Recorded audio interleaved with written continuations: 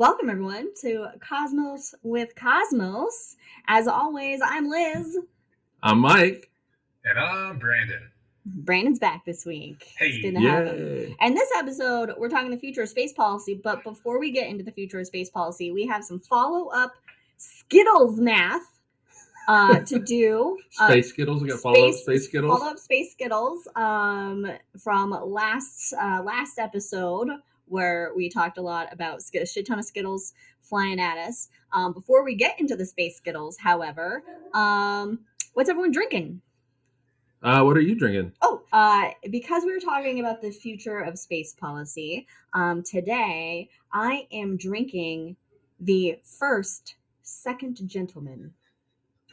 Nice. Which is basically an old-fashioned, because it's classy. Classy like that. Classy like that. What other drink do you have? The other drink that I have, once I'm done with my first Second Gentleman, second gentleman, is my second gentleman. It's just that's what you said you were going to call it the other day. Is that well? No, it was going to be if I had like a second old fashioned, but this is clearly a different drink. It's a dram of Scotch. It is a dram. I don't know what accent I was trying to do.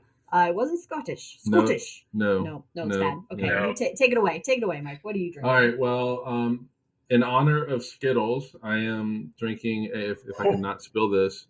This is a Taste the Rainbow, which has grenadine on the bottom. It's supposed to be pineapple juice, but I'm like, the hell with pineapple juice. I'm gonna do orange juice. So I did orange juice and coconut rum, and it has blue cacao on top, or however you say it. Cacao. Now, for those of you listening, on the podcast just with audio, Mike's drink isn't just like in a mug; it's in a cocktail glass. What is it? Like a cocktail mug? It's like a goblet. Yeah, we'll just call it a goblet. I don't think it's very much like a rainbow, because on the very bottom it's red, then it's yellow, orange, and then it's blue, and it's so distinct in its layers. It's not mixed together. It's just like sans geology. And that's density, folks, right there. That's science. And very, very careful pouring. Yes. And you have a second drink. Get your ass to Mars, which is cranberry juice and vanilla vodka. It's vanilla custard vodka. Vanilla custard vodka. It's Five Wives, which is a local distillery. I was going to say, is that a Utah thing? Okay. Yep, it is. It is because Mormons. Brandon, what you got? So I have half of my drink remaining. It is what I'm calling the Endless Frontier for any of you science policy wonks out there. So it's just what kind of cider? Excelsior cider. It's the really cool one with the giraffe inside a space helmet, and it's an imperial apple cider, which is great. And then I stuck a shot of Jameson in there, so it's great. Nice. Awesome. I like it. Rules of the show, everyone. Some drinking rules. If you hear some dog barks, that's a drink. And Amazon's coming between 1:30 and 4:30 today. So there could be a lot of dog barking that happens. If we make any Star Wars Lord of the Rings. or Lord of the Rings references, also take a drink. And now, courtesy of Jack, we have a bowl of Skittles with us because we got some space Skittles to follow up with. We got some Skittles math. Some Skittles, if you will. So, henceforth, Space Skittles is sponsored by Jack. Sponsored by @Nerd of North Star. Yep. All right. So, we did. What did we talk about in the last episode? The last one. Quick recap. We wanted to calculate how many Skittles it would take to fill not one sun, but two. Why two? I don't know why Brandon chose two, but he did. And we found that for one sun, you need about 5.4 billion trillion Skittles to fill just one, and that would be 10.76 billion trillion Skittles for two suns. So it's way more Skittles than we got in this bowl right here. Way fucking more. So it's like at least twice more. So the question was, how long would it take to make all those Skittles? Yes. At the current rate of 200 million Skittles per day. Which I just want to say, that sounds like an obscene amount of Skittles being produced on this planet per day. Like, I can't believe that doesn't exhaust this sugar resources here on this planet. Yeah. I mean, yeah. So, but let's just say you could produce. I mean, yeah. All right. So 200 million Skittles per day is what they're producing. So it would take 73.7 billion trillion years to produce all the Skittles to fill just one of those suns. And just how one old of is them. The universe? the universe is what is it? 14 just billion to years say old? 14 billion years old. Yeah, much less than that. So okay. Start cranking them out. But then Liz asked the question when I told her this. It's like how many Skittles would you have to make per day just to do it in 100 years? Right? I think it was 100 years. Yeah, I was like, let's do it in like someone's lifetime. Why? All right, so 147.4 thousand trillion Skittles per day. And if you wanted to do it in 1 year, it is 14.7 million trillion per day. I can't even comprehend these numbers. No, it's just... I can't comprehend a million. One of the cool things I remember at visualizations is my 8th grade science class teacher. She had a piece of paper with like 1,000 X's on it. And so she goes, this is 1,000. This is 10,000. And then to do a million, she actually had them all together and rolled out like the length of the entire courtyard. Like, it was a really cool way to visualize what a million was. Wow, that's a lot of X's. It's a lot of Skittles. Yeah, it's a lot. Death by Rainbow. Yeah, Death by Rainbow. Well, speaking of Death by Rainbow. All right. Well, what started all this though last time was, it was also like the question of like how fast would a Skittle have to go to destroy the Earth? Yes. And my Excel really didn't like that too much. So, so 1 billion Skittles in a ball would need to go 99.99999. There's 8 nines, 54. Percent the speed of light. Yeah. 1 billion of them in a ball hit the Earth and destroy the Earth.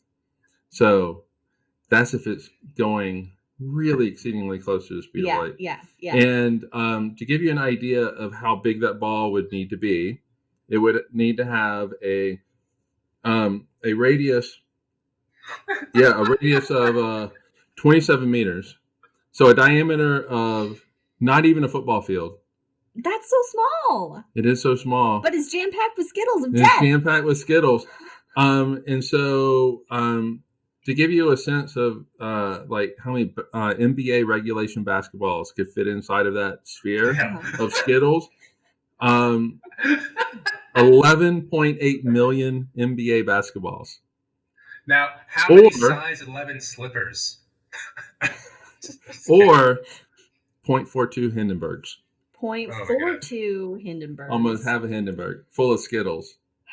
We've really gone down the Skittles rabbit hole. Oh, the humanity! With this is no one has ever. I don't know if anybody has ever thought about Skittles in this way. And it was like, hey, we should actually put out some kind of research paper and try to get it published. A white paper on Skittle Death by Skittles. Skittle apocalypse. I like it. Yeah. Well, I mean, but think about that. Just a ball about, not even just a little more than half a football field in diameter. Like, that seems reasonable within a lifetime to eat that many Skittles. What? Like, if you dedicated your life to eating all the Skittles you could, and you'll die at the age of like 23. But it sounds possible. 1 billion Skittles. I know. Okay. Yeah, you know what? That's only a couple of days worth of Skittles being manufactured. Look, it's like a conveyor belt into your mouth. According to the packaging, 27 Skittles is 110 calories. Just throwing that out there. God. I didn't say it would be easy. You would have you'd be diabetic in 6 months. You would die. You would. Yeah. That's death by Skittles. Death by Rainbow. Anyway, so that has been Space Skittles follow-up, sponsored by at Nerd of North Star. Yeah. And now Thank you, Jack. Thank you, Jack. And now onto our regularly scheduled programming with the future of space policy. Mike, take it away. You got this. Things are looking up now. Things are, in fact, looking up. Yeah. So I guess one of the things we can do when we talk about space policy and how it's going to look in the future, because we got somebody in the White House finally that believes that science is a thing. We have somebody in there that believes that climate change is not a hoax and is an existential threat. We have somebody who's not going to promote, his friends or business colleagues into positions like with NOAA, for example. It's just going to be an exciting time to get back to regular business. But that said, not everything was bad last 4 years with NASA. Like, there was actually some really cool things to occur. Mm-hmm. So for what it's worth, to me, the best thing that happened was hiring Jim Bridenstine as the administrator, which I completely did not agree with at first. I hated it. And now he's going to go away. He is going to go away. Yeah. But turns out he's going to go away anyway, but that's a second. So Bridenstine was first brought on and was going through the building process to be confirmed. Like, these quotes came out that was basically saying, the evidence on climate change isn't really there yet. We don't know one way or the other. And when you put somebody in charge of NASA, like, guys, you need somebody that knows how to add and how to listen to evidence and things like that. So I was incredibly skeptical, but he came in, changed his mind, because I think he knew it all along, but he's a Republican from Oklahoma, so he had to kind of go along with it. That's how Kendra Horton lost. We'll get to that later. And lo and behold, he became a great, excited administrator who pumped up people like no other administrator has in my lifetime. And I'm saying that because I love Charlie Bolden to death.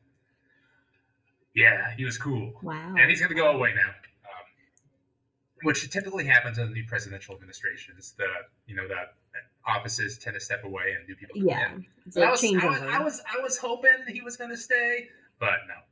So Bridenstine was a good thing. But beyond that, what's going on with NASA right now? So, for example, right now its budget is about $22.5 billion, which sounds like a lot. But it's not. Put in perspective of Skittles and how many Skittles could fill a sun, it's nothing. Nowhere close. No. We're just going to compare everything to Skittles now. Has the analogy always been that, like, the budget for NASA is like if you take $1 and it's like doesn't even get into the ink. Like, you cut out a square of the dollar and it doesn't even reach the ink to how much is tax money actually goes into NASA. 0.48% of the federal budget. And how much goes to the military? A lot more. I have that dollar. 17%. 17% of 4. I have the amounts of budget there is in there. So anyway, our budget is about $4.7 trillion, and 17% goes to defense. So it gets into the ink. Yeah, definitely. That gets a little bit in the ink. Yeah, 70%. Yeah. And NASA's 0.48. So there we go. Now within that 0.48, that's kind of what NASA has control of and where it can put money and figure out what's a priority within the program. So the largest chunk of NASA's budget goes to human space flights. That's a solid 44% of the budget. Oh, wow. Which is a lot. Yeah. That is a lot. And a lot of people don't like that for a lot of different reasons. So the big push right now is with the Artemis program. This was the big push to send the first woman and man back to the moon by 2024. 2024, which even back in 2016 was insane. No, that's not going to happen in 2024. We need to increase that. We basically need to triple NASA's budget to have a chance. And then the administration was like, "We'll give you we'll give you like a 2% raise." That ain't going to do it. The old saying is, "No bucks, no Buck Rogers." Oh, never heard that. But... How old are you? But, everyone knows Buck Rogers, right? I've never heard it, but I know who Buck Rogers is. There we go. Heard the name, but I'm not sure if I know who Buck Rogers is. Yeah, he actually had a TV show in the 80s. There was a Buck Rogers TV show. Okay. And I would watch it. Katie on Twitch. Katie on Twitch says Brandon is grandpa confirmed. Yeah, we've known this. Just look at his glasses. I got newspapers framed and typewriters behind me. So yeah, I would say so. True story. So anyway, the Artemis program, no Bucks, no Breck Rogers. I'm not going to get there by 2024. And what was great, so remember that old GIF of Buzz Aldrin, a couple years ago. It feels like 1,000 years ago. Buzz Aldrin standing behind Trump when he's saying something, and Yes. Buzz just gives the weirdest. His What the hell face is this guy talking like, about? what the fuck? Yeah, so I think that was when Trump was saying, "Well, what about Mars? We can get to Mars by 2024, right, guys? If we really push, we can get there." And Bridenstine's like, "We'll see what we can do about that, Mr. President." Oh, Buzz is thinking, That's a smile and what the fuck is nod this gonna do? reaction. So that's the big push there on this program. We got a couple cool things with that. Public-private partnerships. We have 3 companies right now competing to make a lunar lander to land people on the moon, which is really cool. You got SpaceX doing their thing, Blue Origin doing their thing, and a company called Dynetics doing their stuff too. So that's cool. I like those partnerships. And those kinds of partnerships really got motivation underneath the Obama administration with the Commercial Crew Program. Mm-hmm. But we'll get to that later. I'm going to finish up human spaceflight before I go to the science. Okay. And then the other big thing at 44% of the human spaceflight is, of course, the Space Launch System and the Orion Space Capsule that has been under construction really since, 2010? So 10 years now? And it hasn't flown, or it hasn't been tested, which is supposed to be tested last month, but then hurricanes happened, because I guess there are more hurricanes now than ever before. Well, gee, I wonder why. Well, there's also some issues with pre-valves that NASA's released, but that's besides the point. So a lot of the funding goes into SLS and the Orion Space Capsule. All right, what are your questions, Liz? Oh, well, I was just going to ask that because before we were hitching a ride with the Russians to get to the ISS, which cost us a shit ton of money. So now that we can we're using SpaceX to get up there. Now we're doing it. We can go ourselves. That's going to lessen the costs for us to send humans to the ISS now, right? And could that maybe then divert more funding into other avenues then with our cost reduced for launching people? So when you're talking about development of programs, there's always a ramp up during the developmental phase, and then it slowly goes back down to a baseline once you're actually in production and regularly doing things after all the testing has been completed. So you're right, we did the ramp up the Commercial Crew budget. I think it was 2 or 3 years ago. It's just been coming down. And SpaceX has gotten up there twice now. Boeing's going to go up there next year again and actually get up there this time. So yeah, you're right. So they will be able to shuffle some funds around there, which I guess we can talk about when we talk about the current budget. Mm-hmm. Or what we're looking forward to, what Biden wants to do. Okay. So I'm going to skip the science part because science only takes seconds to drink. Hold on, everybody. I think Amazon has arrived. Take a drink. Jack's going crazy. The dog Jack, not Twitch Jack. All right. And then, in the interest of time, you can hang out you can hang out in the after hangover edition if you want. Hangover. Yes. Now I'm going to skip the science part. I'm going to skip my rant about the Mars sample return and the Hail Mary with the James Webb. We'll skip that. Okay. And there's one soapbox I'm going to get on this episode. Oh, I knew there was going to be a soapbox. It's the tardigrades. Tardigrades. That's a different. Don't get him into that. But this is just as important. So of NASA's 0.5% of the federal budget, less than 1% of NASA's budget typically goes towards education and STEM outreach. And every fucking year the Republicans have control of the Senate or the presidency, they line out, they cross out education and STEM outreach. And so many people rely on that for grants. They rely on that for just a variety of things. And every time, education is not important. Who the fuck is going to lead this country in 20 years? These people we give the grants to. Pony the fuck up, fund that, and stop the assholes. Because they don't want educated people. No, they don't. They don't want educated people. They want them dumb. Yeah. I mean, anyway. Anyway.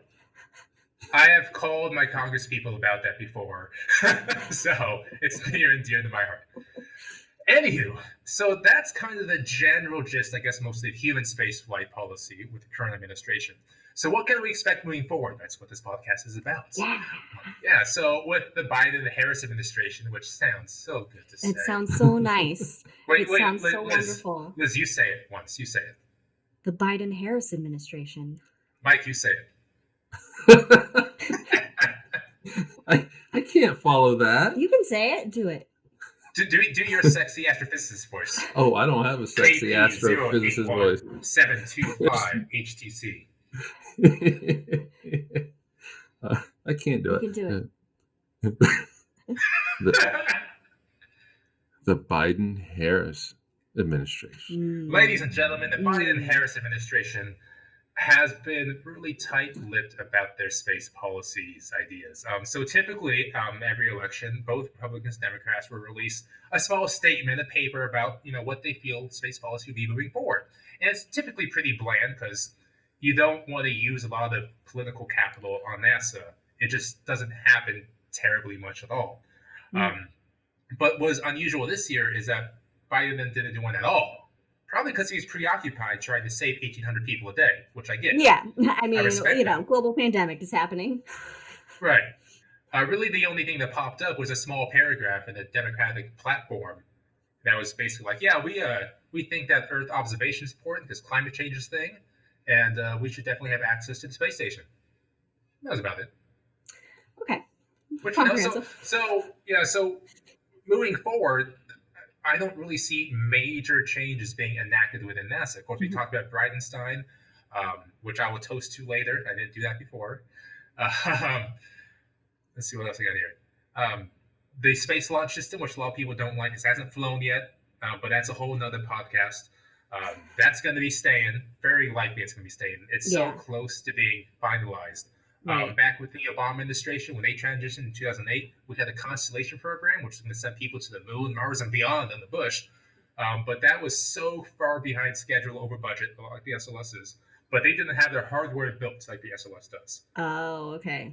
So it was easy to kind of scrap that. And I know that because I've actually worked inside the rocket of the SLS, which is really cool. So I know it's an actual thing. And right now it's in the test stand in Mississippi at Stennis, about to be test fired for 8 whole minutes, and I'm going to be terrified the entire time that happens. They're going to launch. So this rocket right now is the biggest rocket currently ever made. Tallest, strongest, well, not quite the strongest, unless you get to the variant block, the different podcast.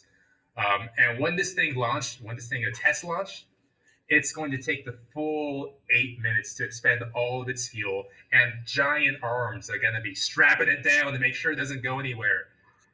And nothing can go wrong. Because that same rocket then is going to launch next year from Kennedy Space Center. We're going to, after the big giant launch, they're going to check out, make sure everything's good, everything's strapped in, the duct tape held. Cool. Ship it over. Put it on the boat, get it to Kennedy Space Center. Wow.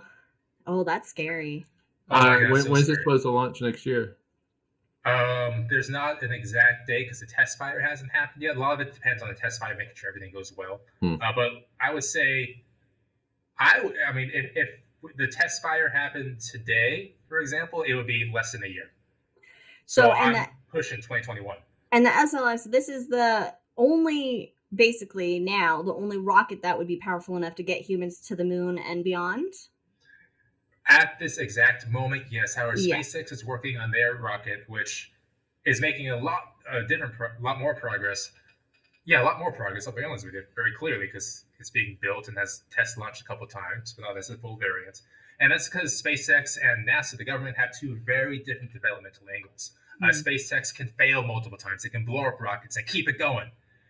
NASA has so many tests and so many contingencies and backups. That's how they do their thing. Well, and NASA's also government run, Exactly. So there's limited funding and limited, where SpaceX is, Elon can just fucking write a check. You just fuck around and see what happens. Yeah. Selling anyway, Tesla. I can rant about that thing. All right, so that's SLS. That's a whole. I want that podcast before they do the hot fire launch. I think that'd be so much fun to do. That'd be fun. So back to the Obama administration, since Biden and Harris don't really have much to go on. Another thing Obama administration had was one of my favorite things. It was a mission called Asteroid Redirect Mission. Do you remember this at all? I remember it. Vaguely. It sounded cool. It was ultimately super pointless.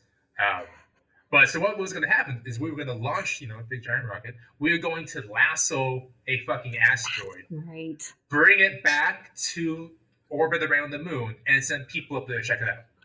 Like, that just sounds cool. Capture an asteroid, put it in orbit around the moon, and go check shit out. Yeehaw! awesome. Molasses me an asteroid. That's exactly what it was. But turns out that we could have developed the technology in far cheaper ways. And from what I've heard from my people, is that asteroid redirect mission really got going because an aide in the Obama administration said, "Hey, why don't we get an asteroid?" So the asteroid. Why don't we And- get an asteroid? Yeah, Hey, why don't we get an asteroid? Why not? why not? And- Let's go get an asteroid. Yeah. Yeah. Okay. Cool. And that was it. That was back in 2010, I think, is when they started that. And there was a NASA authorization back in 2010. They talked about ARM, and they also talked. That's when they first got going to commercial crew programs to ultimately get SpaceX and Boeing to launch people to the space station. So the issue is once you kind of put that in print, no one wants to spend the political capital to change NASA policy. It's just not worth it to give up, potential resources in healthcare or income assistance, anything like that. So it was set in stone, and everyone ran with it, and the Obama administration kind of just forgot about it, which is what happens. Yeah. So we don't really know that Biden would change anything major. I think it's going to be roughly the same as business as usual, with more emphasis on, of course, science and Earth observation. And there's no way we get to the moon in 2024. So likely that funding will be more spread out evenly over until 2028-ish is what kind of when the next idea is we can Still go. looking for. My mom on Twitch, she says, so NASA and SpaceX are not partnering in the space program, and they are. Yes, and that's a really fun question because a lot of times people say, well, SpaceX is a space program now because they have so much more publicity and so much more fanfare than NASA does. Mm-hmm. But no, without NASA, SpaceX doesn't exist, and SpaceX is significantly contributed towards NASA. SpaceX and Boeing and Blue Origin ULA. and all of them, they vie for contracts with NASA, and so they have to partner because it's not like SpaceX can just go fucking launch their own rocket whenever they want to launch it. They can. Well, okay, I guess so. But yeah, no, they will still partner. And that's always something that really bugged me when we were in the planetarium. And people would always ask questions. And this was when the shuttle was being decommissioned and everything. And people would be like, "So NASA doesn't exist anymore?" And it's like NASA does tons of shit. Like NASA's constantly doing things. There's so many programs that are out there that have been. It's not like things take a long time to get done. If you have like. For Mars Perseverance, the Perseverance rover, I mean, this is something that's years in progress, and has already been, the funding's in, they're already doing stuff. So you got to build it, you got to test it. Yeah. And that's not even a manned mission. I mean, manned missions need to go crewed missions because women are astronauts too. And women them are astronauts too.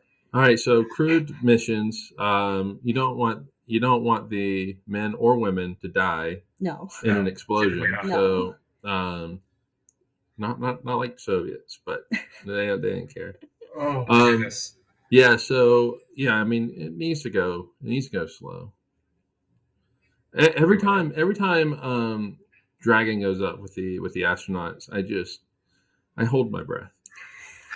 But at least they look damn cool. They look really fucking cool. They look like marshmallows. So one of the really cool things that both SpaceX and Boeing have that the space shuttle did not is an escape system. So if something goes wrong, let's say I think it's like before Max Q, something like that, they're able to jettison away from the rocket. If it's exploding, they instantly jettison away and can parachute to safety. The ride's not going to be fun. It's kind of similar to what happened with the Soyuz 2 years ago, I want to say. When their crew was launching up with the U.S. astronaut on there, and the rocket started misperforming, it was about to, blow up, and so they had to jettison from their rocket. Oh wow!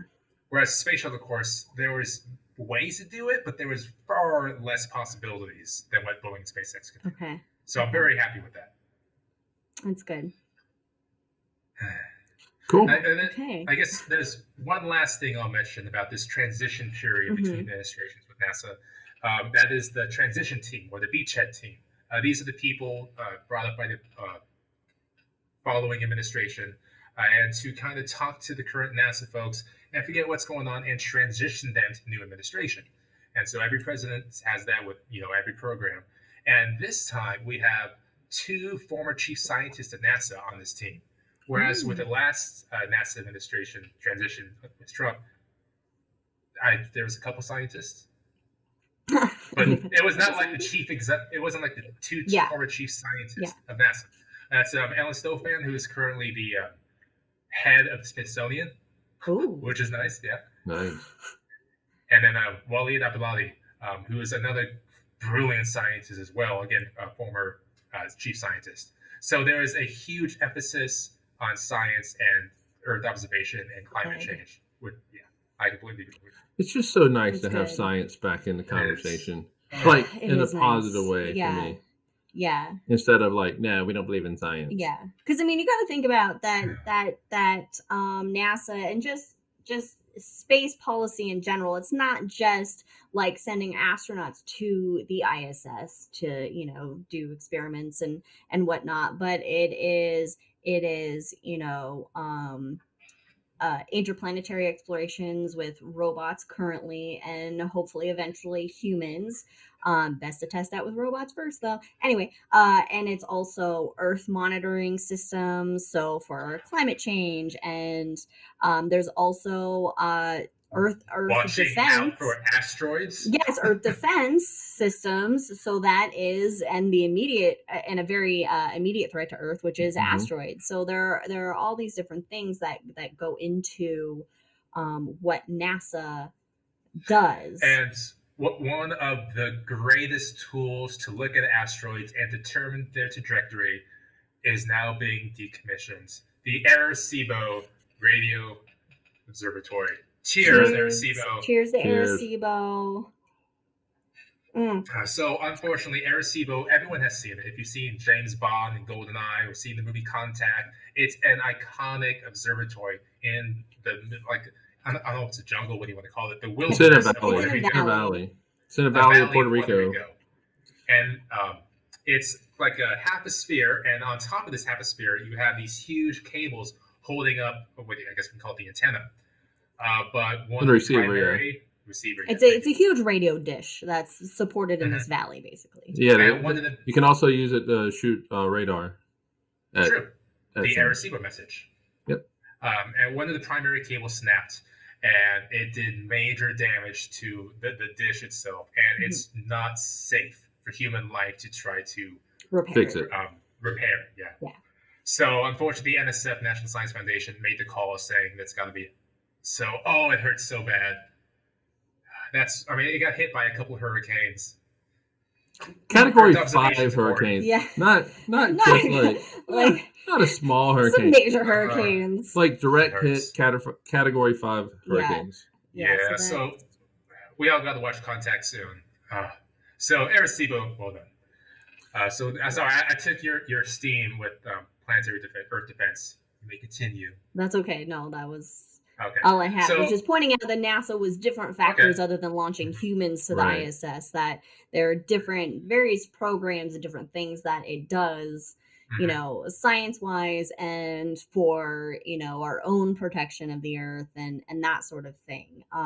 Which I think I would say most people don't realize. I would say most of the general public, most laymen would just see NASA as just like sending astronauts to ISS or something, And it's exactly why people assume NASA was done, or as the outgoing administration said, it was closed for 8 years. Motherfucker.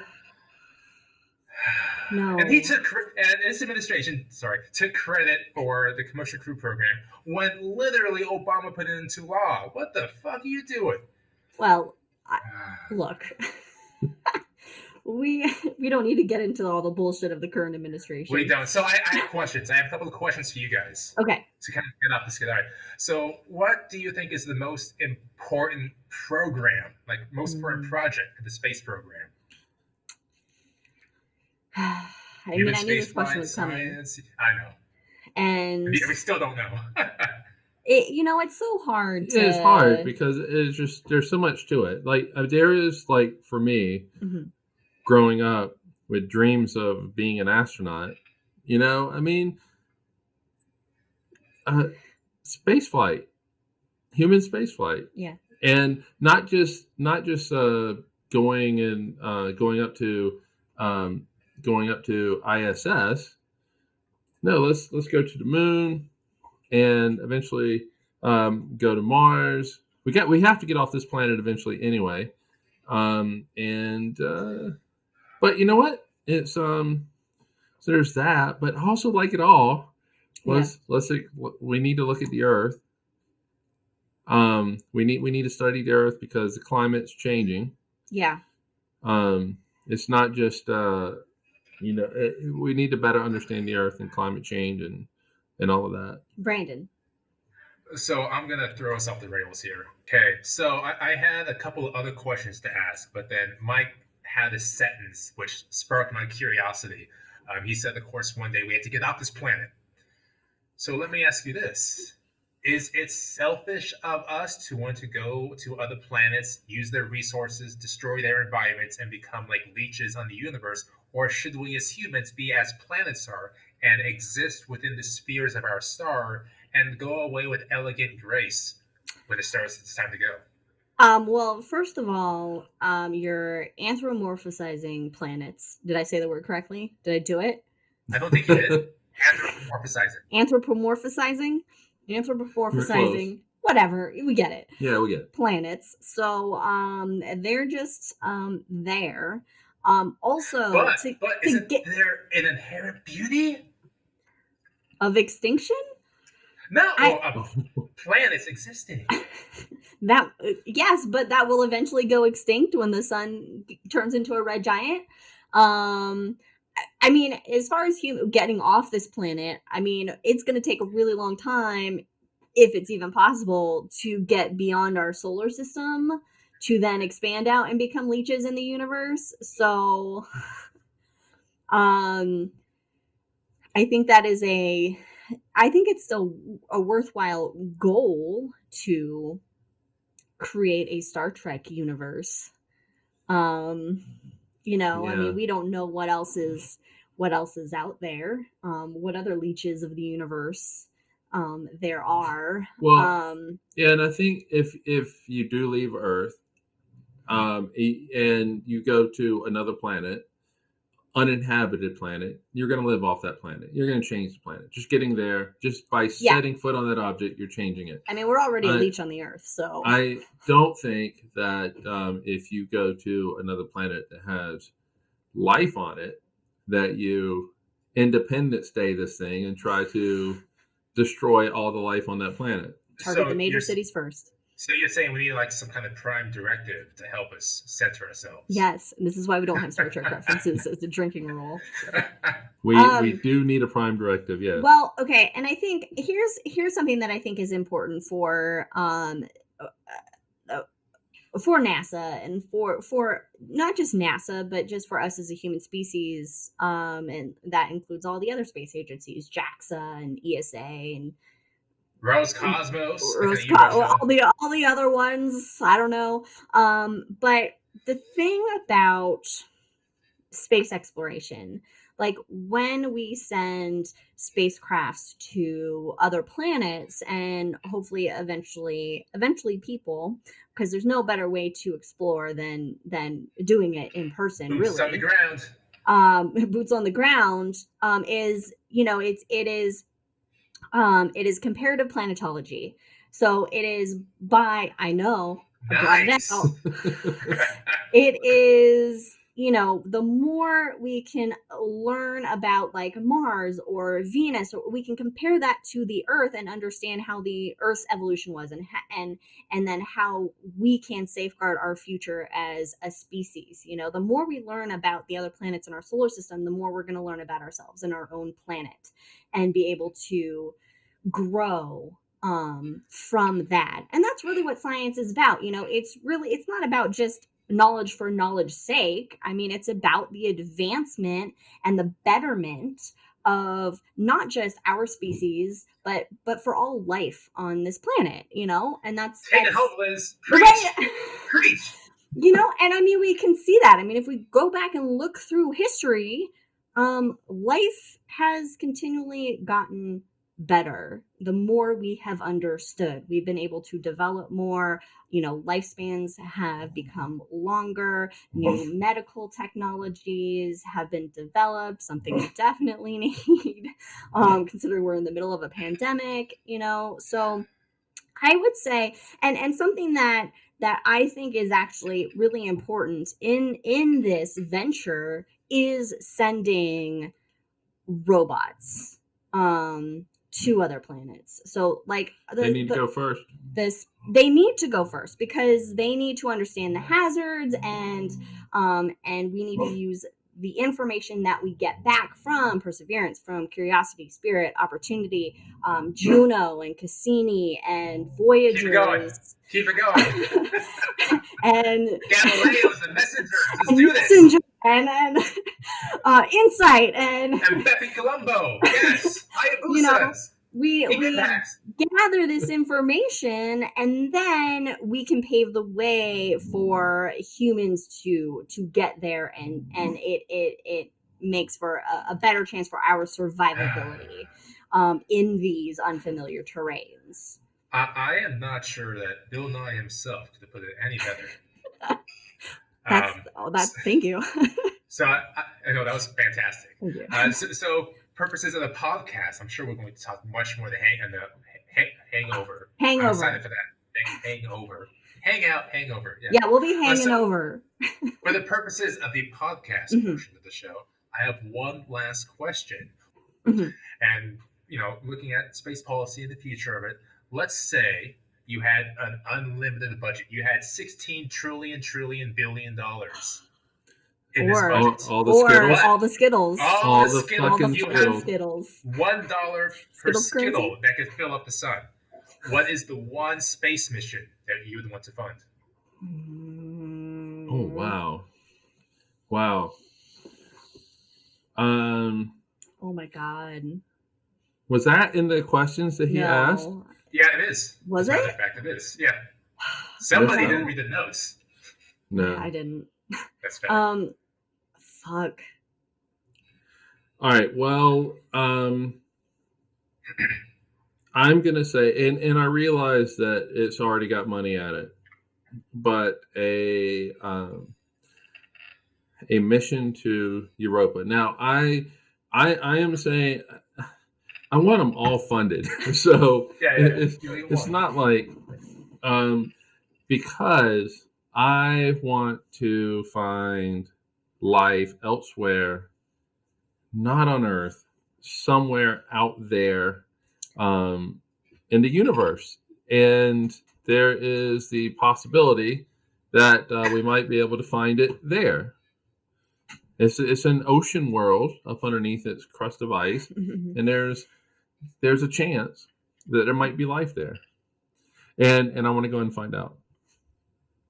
Oh, Perfect. man. Now, when you say mission T, do you mean like the Europa Clipper where you go and sniff the gases? Or do you want to driller in there? Or what's the outcome? Report? You want to Europa report it? There is if you drill into the ice and go into the ice, there's a whole host of ethical questions you have to answer. Oh, yeah.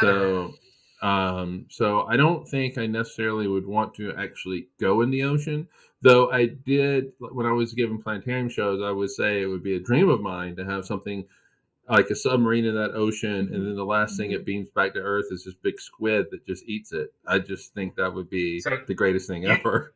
You really just want to prime directive this, where we observe but not interfere. Yeah, and so I guess sniffing is probably the best way to do it. But I want to find that life somewhere. Beautiful. All right. But I also want James Webb. You want all the things. I want human missions to Mars. Absolutely. Okay. You want me to go? What you think? No, I think I got it. Okay. I think I got it. Because I want all the things as well. If we were to put it into one. So here's my partial, I don't know, reasoning on this or something. Because as much as I think that putting all the funding into things such as climate change research or are you putting all education? looking for I was huh? I was gonna raise my hand after you guys went, and I was gonna say, put it all there. Put What? it all there. In I what? have, You didn't hear, so you go ahead and finish what you're Missed saying. it. Okay. and in the hangover, we're talking. Okay. Where was I putting into climate change research, or like, you know, Earth defense with like looking for near Earth asteroids or NEOs, that sort of thing, so we can, you know, not Bruce Willis the situation. I think and just because of the climate, no pun intended, of our society and kind of the anti-science and anti-intellectualism that we're kind of in right now, I think that just even more data in that realm is not going to like really change the structure and the what is needed for us to do anything. I would say currently if you put all that money into looking for life in the universe, because that could be a fundamental shift in our ideology to then get us to focus on the importance of science, which then can trickle down, not that trickle down economics works, but trickle down into other avenues of science. So looking for life outside the solar system. So we agree a little bit. I hear you. A little bit. I hear you, but as a moderator, I'm going to press you. There are many, many different ways in which we could search for life outside the solar system. In what specific mission would you do so? I don't know. Whichever one's going to be best at it. James Webb. Is James Webb going to be can best look at it? Well, I don't know, but let's James have Webb a can fleet of James quote unquote Webbs. sniff. Let's have 16 James Webbs.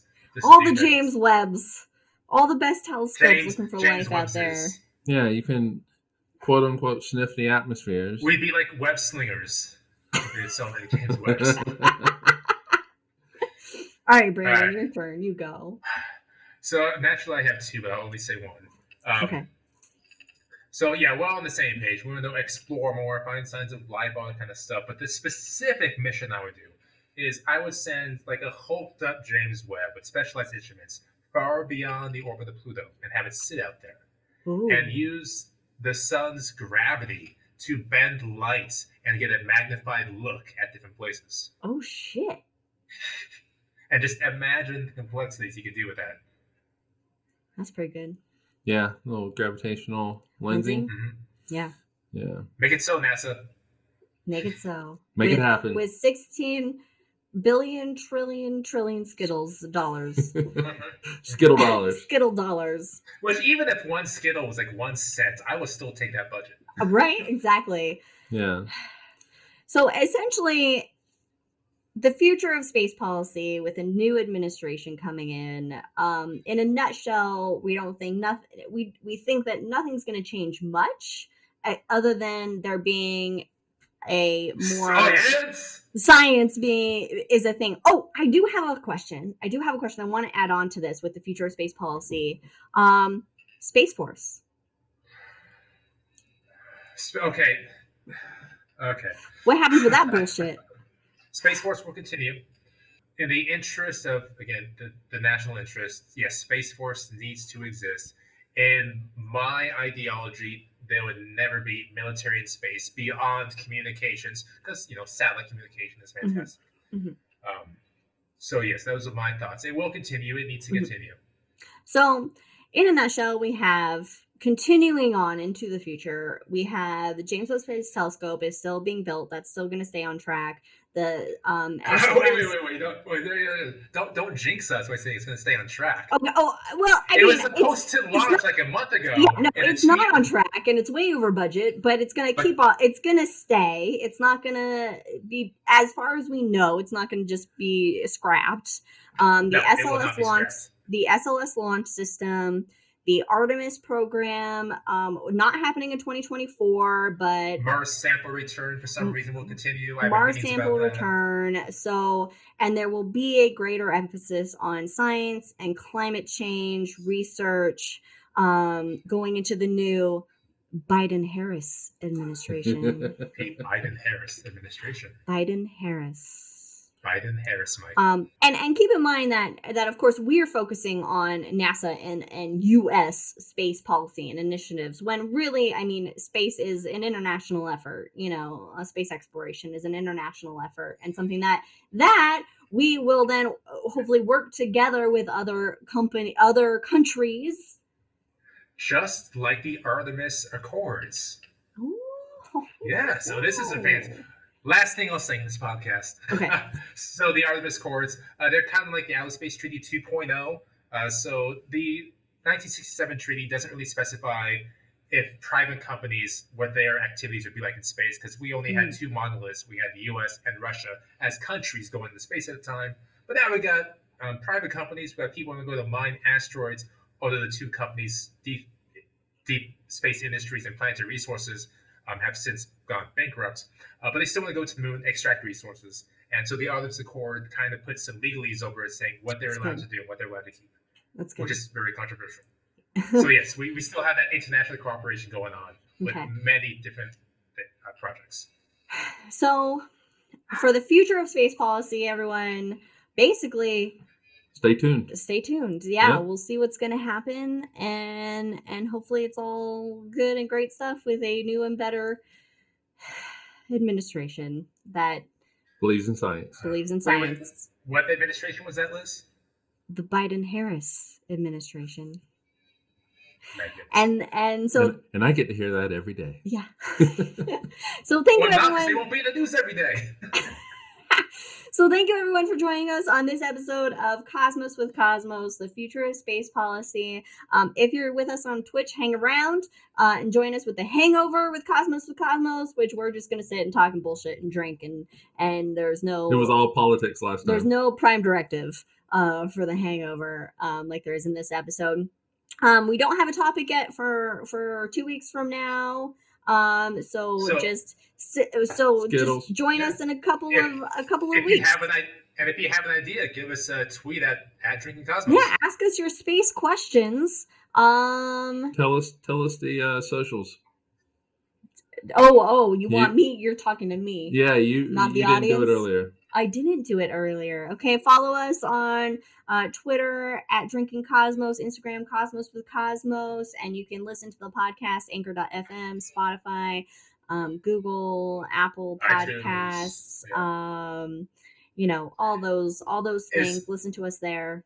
We'll see you next time. We'll see you next time. Thanks. Cheers. Peace out. Live long and prosper. Bye.